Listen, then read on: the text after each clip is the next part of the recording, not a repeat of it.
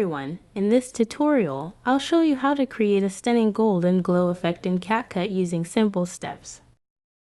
Let's get started with this video clip example.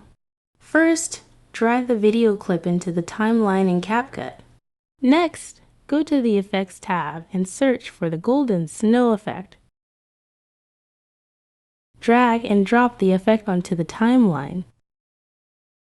Adjust the effect duration to match the length of your video. Now, head over to the right side to fine-tune the settings for the golden glow effect.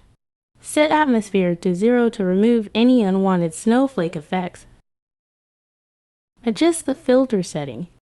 Increasing the value intensifies the gold light effect. Find a suitable value based on your preference. Set strength to 0 to refine the effect further. Then, adjust the glow and range settings to achieve the desired glow effect. And there you have it.